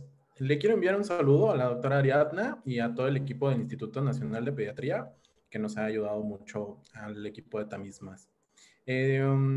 Contestando la pregunta de si se conoce la fisiopatología de la macrocefalia en los pacientes con acidemia glutárica, es una pregunta interesante porque previo a los últimos avances del tratamiento de acidemia glutárica, no se conoce mucho lo que pasa antes de que se desarrolle un evento de encefalopatía en los pacientes con acidemia glutárica. Por lo regular, en la historia natural de la enfermedad de los pacientes con acidemia glutárica ocurre una encefalopatía y después de la encefalopatía sabemos qué es lo que pasa con el encéfalo, que es de que disminuye de tamaño por el aumento del catabolismo en estos pacientes. Sin embargo, ¿qué es lo que ocurre sin que pase el evento de encefalopatía? No es muy claro todavía, pero sí se ha estudiado, por ejemplo, de que hay un aumento del tamaño de los ganglios basales, específicamente el putamen, y algunas vías que son vías glutaminérgicas. Entonces, es, digamos, un área que todavía puede explotarse en investigación, ¿no? En pacientes que no han desarrollado una encefalopatía, ¿no? Y que necesitamos saber entonces qué es lo que está ocurriendo en estos pacientes en un estado metabólico controlado. Bueno, muchas gracias, Julián. Vamos a continuar con las preguntas relacionadas con la acidemia glutárica. Y la siguiente pregunta viene del doctor Moisés Fiesco, que le pregunta cuál considera es la razón de que a pesar de ser diagnosticados por tamiz neonatal, varios de los pacientes presentan alteraciones neurológicas. También es una pregunta interesante y los pacientes con acidemia glutárica presentan, por ejemplo, en algunas ocasiones temblores. Y es que si nosotros recordamos dentro de las enfermedades de errores innatos del metabolismo, pues hay pacientes que pueden tener cierta actividad residual y hay pacientes que definitivamente no hay actividad de la enzima. Entonces puede ser, aunque no hemos catalogado o estudiado propiamente la actividad de las enzimas en estos pacientes de acidemia glutárica, puede ser que aquellos que no tienen o que sí tienen datos neurológicos a pesar de estar en tratamiento, puede ser de que no tengan una actividad residual importante, y aquellos a los que les haya ido mejor, ¿no?, en el tratamiento, pues puede ser que, que sí tengan una actividad residual. Y pues bueno, también muchas veces, a pesar del tratamiento, que es un tratamiento nutricional con limitación de la lisina, no eliminación, sino limitación, puede ser que pues el tratamiento, como va fluctuando o es fluctuante, pues las necesidades de lisina o los requerimientos de lisina van variando conforme van creciendo los pacientes. Entonces, bueno, yo creo que siempre es importante en este ejemplo y en otros errores innatos del metabolismo, en el que hay que privilegiar el control neurológico versus el peso y la talla, ¿no? Entonces, muchas veces, ¿no?, necesitamos sacrificar peso y talla por mejorar el control neurológico. Entonces, es un equilibrio a veces un poquito complicado, pero el que los pacientes estén 100% libres de datos neurológicos en estos casos es complicado. Bueno, y una tercera pregunta relacionada con ese tema es de la doctora Leticia Belmont, a la que le mandamos muchos saludos. Es sobre los pacientes con acidemia glutárica. ¿Han encontrado correlación del neurodesarrollo con el grado de atrofia cerebral y o presencia de imagen en el murciélago? Bueno, no sé si ustedes les dan seguimiento a los pacientes o después del diagnóstico siguen con sus médicos, pero pues vamos a conocer su respuesta. El seguimiento, algunos están en el instituto, en el IMSS, o otros está con la doctora Silvina Contreras, pero dentro es un tema y se correlaciona con la pregunta de la doctora Ariadna. Es un tema que necesitamos estudiar, ¿no? Estos pacientes o cuáles son los datos neurológicos en el encéfalo de los pacientes que se mantienen en control de acidemia glutárica, cuáles son los datos lógicos y por imagen de estos pacientes.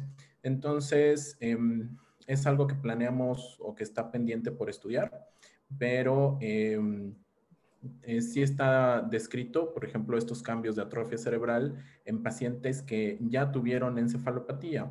La mayoría de los pacientes que tenemos de acidemia glutárica no han tenido encefalopatía, afortunadamente. Entonces, digamos que necesitamos entonces describir, ¿no?, de manera un poco más precisa cuáles son los cambios en el encéfalo de estos pacientes que están en control y están sanos.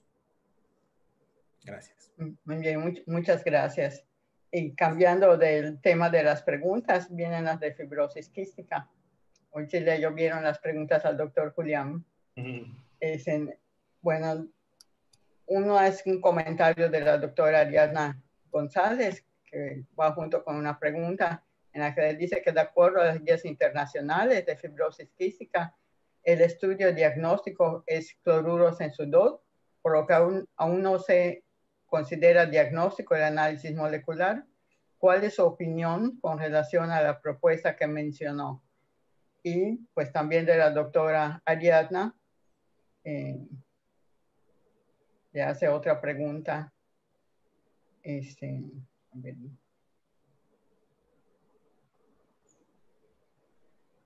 Bueno, vamos con esa mientras encuentro la otra pregunta que tenía la doctora Ariadna en este tema. La doctora Ariadna tiene toda la razón, ¿no? Los cloruros en sudor es hoy por hoy un estudio sumamente necesario y se utiliza principalmente para reducir costos. Y son costos previos a la realización de un panel molecular. Antes, hace algunos años, realizarle un panel molecular a un paciente con fibrosis quística directamente desde la prueba de tamiz, desde el tripsinógeno inmunorreactivo, es muy costoso o era muy costoso. Sabemos que hoy en día los estudios moleculares han disminuido su costo y se han vuelto relativamente más accesibles. Yo espero, a lo mejor no hoy, pero en un futuro muy probablemente cercano, se pueda prescindir de los cloruros en sudor y podamos irnos directamente a los paneles moleculares. Pues propiamente necesitamos tener esta propuesta de hacer el panel nacional de variantes de CFTR.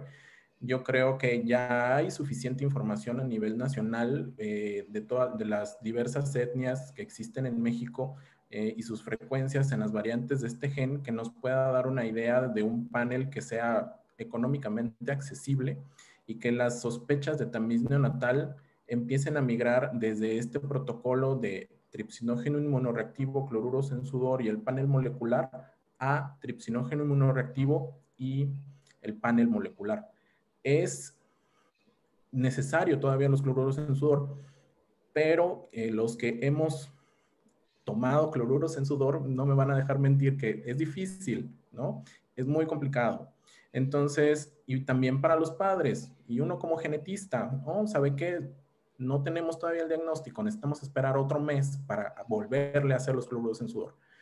Entonces, es una propuesta, yo creo que para allá vamos todos, muchos países y muchos programas de tamiz alrededor del mundo van directamente hacia el panel molecular y pues está ahí la propuesta y yo creo que es conveniente y está abierto a discusión, obviamente. Gracias. Muchas gracias. Y pues para darle espacio también a la otra presentación, vamos a, que nos quedan unos minutos para esta sesión de preguntas, vamos a pasar a las preguntas para el tema que presentó el doctor Rangel, que en este momento no nos está pudiendo acompañar debido a una situación laboral que se le presentó, y el doctor Rodrigo Rubí nos va a ayudar, nos va a apoyar en esta sesión de preguntas, ¿no? Y pues una de ellas es de la doctora Rocío Ortiz, que le pregunta que cómo explican y clasifican a los sujetos que tienen 3 variantes alélicas según la tabla que presentó. Ok, buenas tardes, doctor Elías, doctora Doris. Gracias por permitirme la participación y sustituir a Aaron este día. Bueno, no sé exactamente a qué tabla se refiere, así vi el comentario. Quizá haya sido un error al momento de escribir los datos, ¿no? Pero en realidad estoy seguro que se refería ya sea a los alelos o a los genotipos que presentó Aaron en su presentación de manera adecuada, ¿no? Quizá yo digo que fue un error al momento de transcribir. De acuerdo. La doctora, la maestra Alicia Cervantes hace algunas observaciones en relación a datos de la nomenclatura que pues le vamos a pasar al doctor Aarón para que considere para en relación a lo que comentan, ¿no? Muy bien. Y bueno, hay varias felicitaciones para el doctor Rangel. Y nuevamente la doctora Ariana pide si se podía profundizar cómo explicar las discordancias de diplotipo con base a las 2 metodologías usadas. ¿En qué casos sí sugiere el análisis por sondas Tachman? Esa es la pregunta. ¿En qué caso sugiere el análisis con las sondas Tachman? Muy bien, como bien comentó Aaron durante la presentación, la estrategia que hicimos fue hacer una búsqueda intencional de las variantes alélicas que se han reportado en México. Al respecto, identificamos las que tuviesen una frecuencia mayor del 1% y tratamos de incluir esas variantes en nuestro análisis, ¿no? Entonces seleccionamos los SNPs, las sondas Tachman, hicimos la genotipificación para la población que refirió en su momento. A partir de esto nos generó dudas o inquietudes, sobre todo por las discrepancias que comentaba Aaron durante su exposición, y decidimos hacer la secuenciación. Ahora, esas discrepancias que presentó él fueron casos, creo que al final les puso tres ejemplos donde había una concordancia y 2 discrepancias, ¿no? Una de las razones que pueden explicar esto es la ausencia de alguna variante genética que no se haya analizado y por ende, por default le estamos asignando otro alelo. Hay que tener cuidado porque cuando se analiza CYP2D6 y se trata de inferir la variante alélica con la cual estamos trabajando, usualmente lo hacemos primero inspeccionando visualmente y después a través de un formato, de un software para que nos indique la fase en la que se encuentran ambos alelos. Y puede cometer errores. Como de hecho, en la secuenciación, cuando se analiza por las plataformas que se recomiendan internacionalmente, también tienen limitaciones. Y ese es uno de los problemas que ha tenido no solo CYP2D6, sino prácticamente todos los genes, al menos con los que trabajo, que se relacionan con el metabolismo de fármacos, ¿no? Cómo interpretar esos datos genómicos y cómo darle el genotipo final, ¿no? Esa inferencia muchas veces se ve limitada por la ausencia del análisis de ciertas variantes y que el programa que utilicemos puede tener información, pero así como puede tener información, puedes no tenerla. Entonces, al momento de hacer la interpretación de esos datos, muchas veces el programa te los da como genotipos inciertos o desconocidos. De hecho, se reporta que más o menos en los estudios de secuenciación exómica o genómica es normal o común encontrar que casi el 8 o 9% de los pacientes se clasifican con estas variantes a las cuales no se les puede asignar un alelo, precisamente por discrepancias que pueden existir al momento de hacer esa inferencia a partir de los datos genómicos. Ahora, ¿cuál sugerir o no? Aquí, si ustedes se fijaron, con las ondas Talman nos dio un genotipo y con la secuenciación nos dio otra, ¿no? Entonces, eso para nosotros ha sido algo llamativo y por eso quisimos presentarlo, lo corroboramos y al menos con las ondas Tagma se volvió a observar ese genotipo, pero por secuenciación, la plataforma que utilizamos para inferirlo nos dio otra lectura. Hay que revisarlo con mayor detenimiento para ver si no hay alguna otra variante, que de hecho se reporta recurrentemente. En ciertas poblaciones podemos observar variantes raras que nos pueden confundir o al momento de hacer la interpretación pueden caer errores en interpretación, ¿no? Entonces, para esto ya hay nuevas herramientas que se están implementando y que se espera, ¿no?, que nos ayuden a hacer inferencia de una manera más adecuada, ¿no? Precisamente por estas discrepancias que quisimos presentar a propósito. Muchas gracias, Rodrigo. Hay una pregunta más en la que comentan que hay otros, por el doctor René Romero, Mario René Romero, que hay otros efectos adversos del tamoxifeno que están como los del ojo, maculopatía por edema, depósito anormal en retina, y que si en sus muestras ha encontrado o reportado clínicamente algunos de estos efectos a nivel ocular.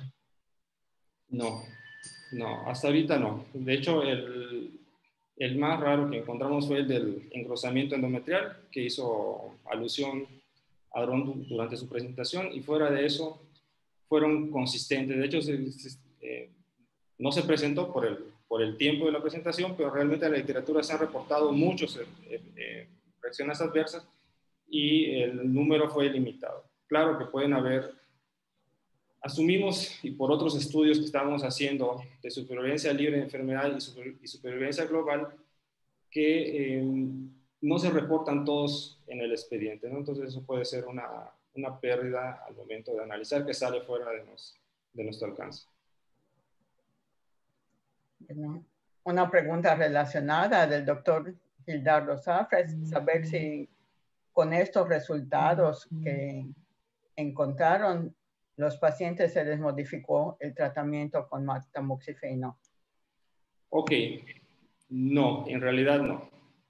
Y esto obedece a lo que se observa en muchos lados, ¿no? Y que está muy bien documentado en Estados Unidos.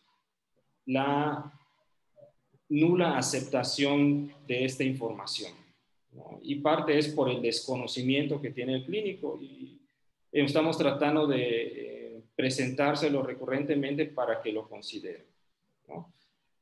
Y en ese afán, pues esperemos que poco a poco por el entusiasmo que nos demuestran y la apertura para trabajar con estos pacientes, en el mediano o largo plazo, pues lo utilicen, ¿no? Porque de hecho hoy en día hay kits comerciales que se pueden utilizar para hacer un análisis rápido y que se desaprovecha esa oportunidad. Bueno, pues muchas gracias, Rodrigo, al doctor Félix también. Hay varias preguntas y comentarios más de felicitaciones, pero ya nos sobrepasamos el límite de tiempo que nos dieron para la sesión de preguntas y les agradecemos realmente mucho su atención y las consideraciones que tuvieron tanto para los comentarios como para las preguntas y el interés que mostraron con el tema. Y pues saben que acá se les quiere mucho y son bienvenidos cuando cuando las condiciones se puedan, ¿no? Muchas gracias a todos. Gracias, Doris. Gracias, Rodrigo. Gracias, Julián. Vamos a hacer el cambio y seguimos con la sesión. Gracias.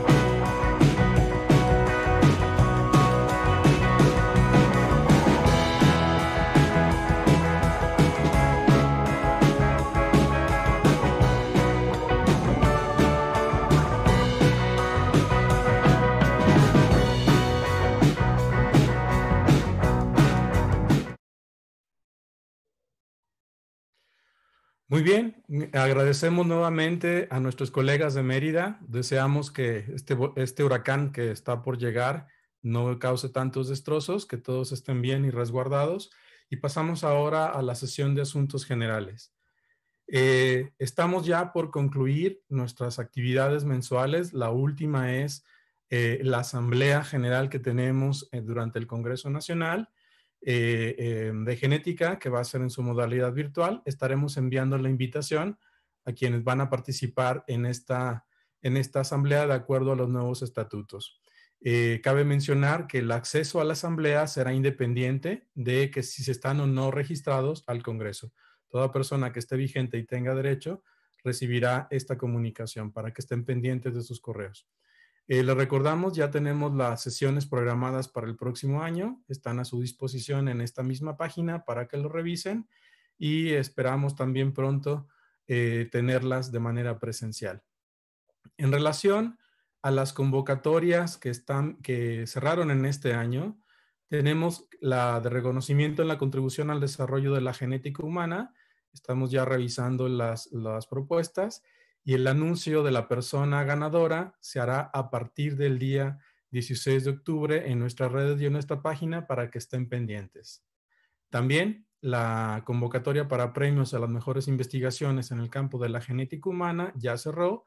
El equipo de la doctora Juanita Navarrete está trabajando y las personas que sean galardonadas con estos premios se anunciarán en la ceremonia de clausura del día 14 de noviembre de nuestro Congreso Nacional. En relación al tercer simposio de educación médica continua que acabamos de celebrar el día 1 de octubre, este fue sobre el estado del arte en la enfermedad de Gaucher. Esta es la lista de participantes. Fue durante semana, el jueves pasado, fue estresante, pero lo logramos realizar. Tuvimos la participación de 250 personas que nos siguieron, contestaron sus preguntas y la mayoría han aprobado el examen para obtener los puntos de recertificación vigente. Y esta es la distribución de las personas que nos acompañaron, interesantemente, desde Estados Unidos, Latinoamérica y Europa, aunque la mayor parte de nuestros asistentes, como siempre, fue en la República Mexicana. A todos ellos les agradecemos el habernos seguido en este tercer simposio. Tenemos un cuarto que anunciaremos después del Congreso y con eso cerramos nuestras actividades en relación de simposios de educación médica continua. Ahora bien, en relación al Congreso Nacional, que ya lo iniciamos el pasado sábado 3 de octubre, recordarles, está abierta la inscripción, ya está cerrado el registro de trabajos, el programa lo estamos modificando todos los días, lo estamos enriqueciendo y bueno, invitarlos a que visiten la página. Literalmente lo tienen a un clic de distancia. Ustedes pueden ver en el menú superior, está un segmento que dice Congreso Nacional. Si le dan clic, están en automático en la página del Congreso. Siguen los beneficios para socios vigentes. Tendremos conferencias y simposios, trabajos de investigación y una exposición comercial en forma. Una vez que ustedes se registran, entran en la zona de congresistas donde podrán tener todas sus actividades en una sola página, las actividades a las que están registrados. Si hay documentos descargables o presentaciones, aquí es donde los van a poder ver. Las actividades adicionales para registro están disponibles para que hagan su inscripción. Aquí van a poder llevar un registro de cómo está su visita en la expo comercial y la idea es que en una sola página ustedes puedan tener el control de las actividades que realizan dentro del Congreso. Recordarles las cuotas de inscripción hasta el 31 de octubre para socios numerarios. Estos son los precios, adscritos y estudiantes. Y a partir del 1 de noviembre, las cuotas cambian a estas cantidades. Si no son socios vigentes, los precios están castigados. La idea es que todos los que somos socios tengamos beneficios, incluso si revisan con cuidado. Una persona que no ha renovado su vigencia, paga la vigencia, todavía está pagando mucho menos de lo que pagaría si fuera no socio. Y la idea es que podamos participar y ser beneficiarios todos los socios. Los precios del curso precongreso tradicional es un cuota fija, 500 pesos, y los de especialización empiezan de 1,000 hasta 3,000 si pagan los seis cursos. Y obviamente los estudiantes de pregrado tienen precios aún más preferenciales que todos los demás. La idea es que todos participemos y podamos ampliar nuestros conocimientos. A la fecha tenemos 200 personas que han concluido su registro. Esta es la distribución geográfica de nuestros congresistas. Esperamos que sigan inscribiéndose más. Hay por ahí también becados por parte de las compañías que están recibiendo las notificaciones para que completen su registro dentro de la página. Como les mencionaba, ya iniciamos nuestro congreso el pasado sábado 3 de octubre con el primer curso, Desórdenes Congénitos de la Glicosilación. Tenemos esta cartera de cursos, tenemos 6 cursos precongreso de especialización.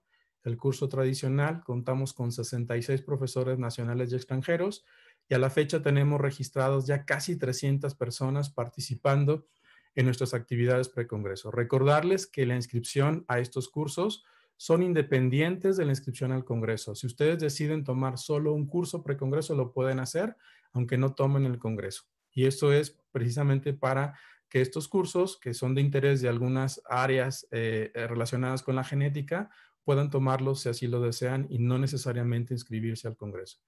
Todos los cursos de especialización precongreso, con excepción del tradicional, tienen puntos de recertificación vigente por parte del Consejo Mexicano de Genética y el particular, el de actualización en diagnóstico perinatal, también tiene puntos de recertificación por el Consejo Mexicano de Ginecología y Obstetricia.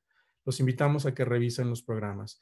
Este primer curso de especialización tuvo 66 participantes de toda Latinoamérica, Japón, Inglaterra, Estados Unidos, obviamente México, Venezuela, Colombia, Brasil, Perú, Uruguay y Argentina. Estamos muy contentos por la participación. Estuvo bastante interesante. Fue prácticamente totalmente en inglés.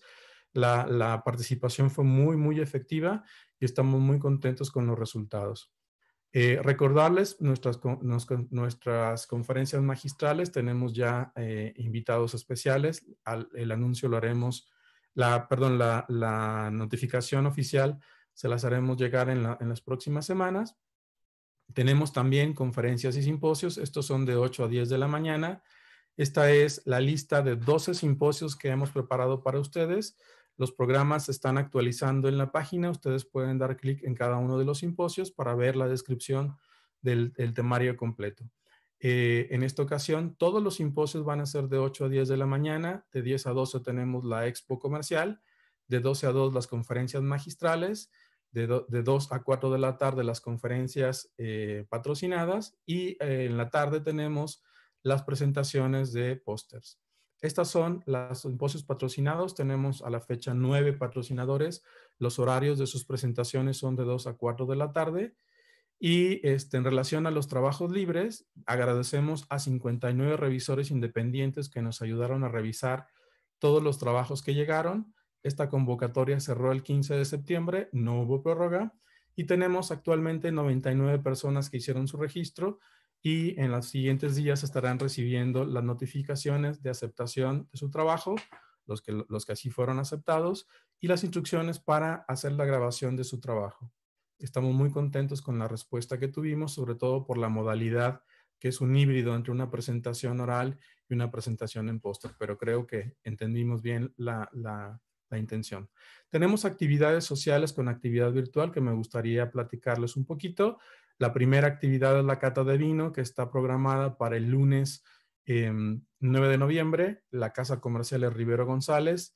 En esta actividad ustedes pueden participar en la cata y comprar su botella de vino para la cena si están en las ciudades seleccionadas. Nuestro ponente en esa ocasión será el enólogo José Sánchez Gavito, de la misma Casa Comercial Rivero González, y esperamos que esta actividad sea totalmente una actividad lúdica y rompehielo para nuestro congreso. Enseguida quiero invitarlos a participar en el Rally Genoma. Esta es una actividad en la cual estudiantes y profesores o investigadores pueden participar en equipos. Los invitamos a que revisen la convocatoria y se inscriban. Tenemos ya un par de instituciones registradas y les aseguro que va a ser una actividad bastante divertida. Tenemos también el Genopardy. El día de hoy estuvimos hablando con los profesores de algunas sedes para hacerles el recordatorio y la invitación para que escojan o seleccionen a su alumno representante de cada sede. Estas son los requisitos para participar. Es la segunda ocasión en que realizaremos el Genopardy. El primero se realizó en Guadalajara en el año 2012. Estamos seguros que va a ser una excelente actividad de cierre de congreso. Les invitamos a que incentiven a sus residentes para que revisen la convocatoria y se registren. Tenemos de entrada un regalo por participar, una beca para el siguiente congreso y hay premios hay un premio en especie para el ganador. Les aseguro, vean la cara de los que participamos, es una actividad totalmente emocionante, es una actividad que cumple con todos los requisitos del juego y estamos seguros que será bastante divertida. Agradecemos también al COI por la aprobación, por el premio que se va a entregar, que se los haremos saber más adelante. Invitamos a todos los residentes para que revisen la convocatoria y se inscriban en esta actividad.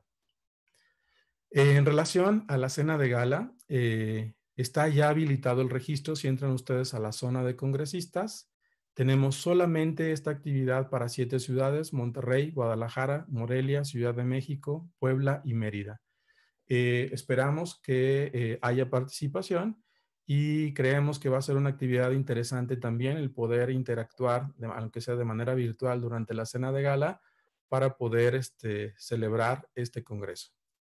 En esta actividad, insisto, ustedes entran en la zona de congresistas, se pueden registrar directamente a la cata, a la cena o a los 2 eventos y ustedes van a poder colocar aquí a qué dirección quieren que se envíe tanto el vino como la cena. Las ciudades, insisto, son Ciudad de México, Guadalajara, Monterrey, Puebla, Morelia y Mérida.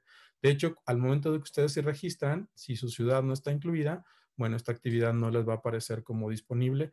Lamentablemente no tuvimos la, la participación de algunas sedes, sobre todo buscando la calidad y el precio que buscábamos para nuestra actividad. Entonces, en estas ciudades les garantizamos que la actividad será de su agrado y los alimentos también. Finalmente, en relación a las cuotas del año 2020, el mes pasado teníamos 254 personas que hicieron su pago, 198 de renovación de la cuota y 56 de ingreso. Al día de hoy tenemos 281 personas que han hecho el pago de su cuota anual, 214 de renovación, 67 de nuevo ingreso. Y les recordamos que todavía tenemos una tercera reunión ordinaria del comité de admisión, a quienes les agradezco nuevamente todo su tiempo y disposición para revisar los expedientes para los socios de nuevo ingreso. Nuestra tercera reunión es a finales de mes, 31 de octubre, y el ingreso oficial de todos lo anunciaremos en la siguiente asamblea del mes de noviembre.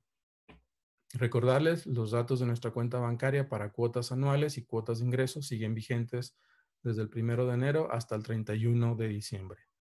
El pago lo pueden hacer en línea o por transferencia bancaria, como lo hemos anunciado desde hace ya varios meses, para que sin salir de casa puedan hacer el pago.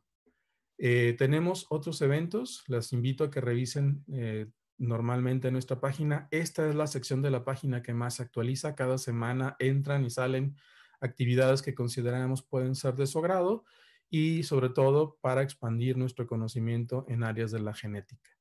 Recordarles también, viene el Congreso Virtual de la Sociedad Americana de Genética Humana. El doctor Augusto Rojas puede darles mayor información en relación a becas para estas actividades. Y tenemos 2 eventos avalados por la Asociación Mexicana de Genética Humana. El primero ya lo conocen, un diplomado en línea, bases genéticas y epigenéticas en neurología, endocrinología, pediatría y reumatología, que inició en el mes de agosto y concluye en el mes de diciembre. Y tenemos otra actividad a realizarse este viernes, el 9 de octubre, aplicaciones de secuenciación masiva, secuenciación de nueva generación en la práctica clínica, que también los invitamos a que revisen la información y se inscriban si lo consideran pertinente. Estas 2 actividades están avaladas por la asociación. Finalmente, nuestros datos de contacto, ya los conocen. Nuestro teléfono, el 33 23 12 56 55, en un horario de 10 a 3 de la tarde y de 4 a 8 de la noche, de lunes a viernes, para atenderles en actividades relacionadas con el Congreso. También tenemos un correo electrónico que es soporte@amgh.org.mx para cualquier situación relacionada con registros al Congreso, actividades de precongreso. Estamos a sus órdenes para resolver al momento o lo más inmediatamente posible cualquier situación técnica que tengan en relación al registro, en relación al entrar a las actividades o a cuestiones relacionadas con las constancias. Créanme que estamos haciendo un esfuerzo titánico para que todos estén contentos y todos tengan sus constancias y sus actividades tal como están programadas. Recordarles nuestra página, nuestras 4 redes sociales, donde estaremos haciendo anuncios específicos, estaremos haciendo dinámicas también de participación durante el Congreso para que estén pendientes y finalmente la transmisión de nuestras actividades. El Congreso no se va a transmitir por aquí, pero todas las demás actividades sí, en medios amgh.org.mx. Antes de terminar, quiero mencionarles cómo hemos ido evolucionando en relación a la participación en nuestras actividades mensuales. Iniciamos el mes de febrero nuestra primera sesión mensual con 44 participantes. Esto fue en la Facultad de Medicina de la UNAM, en la Ciudad de México. Y nuestra siguiente y última actividad presencial fue en la misma Facultad de Medicina en el mes de marzo con 52 participantes.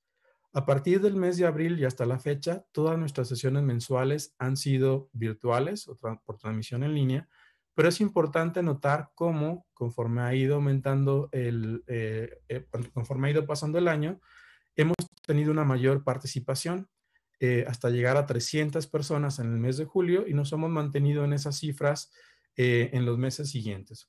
Terminando esta sesión, actualizaremos la participación para el mes de octubre y la participación del mes de noviembre la consideraremos en relación a quienes asistan a la asamblea anual, de la cual, insisto, estaremos enviándoles la invitación por correo. Entonces, es importante que a pesar de que hemos estado en confinamiento, nuestras actividades que nos marca el estatuto que debemos realizar, me da mucho gusto ver que hemos tenido una participación importante y bueno, esperamos que para el año 2021 las cosas mejoren y si no, bueno, continuaremos con la transmisión en línea de nuestras actividades. Lo importante es cumplir con lo que el estatuto nos obliga a hacerlo y lo hacemos con mucho gusto. Y creo que también se ha reflejado en el ánimo y la participación de todos a lo largo de todos estos meses. Cabe mencionar que en el mes de mayo tuvimos una sesión extraordinaria sobre COVID y bueno, eso no ha mermado la participación de todos nosotros.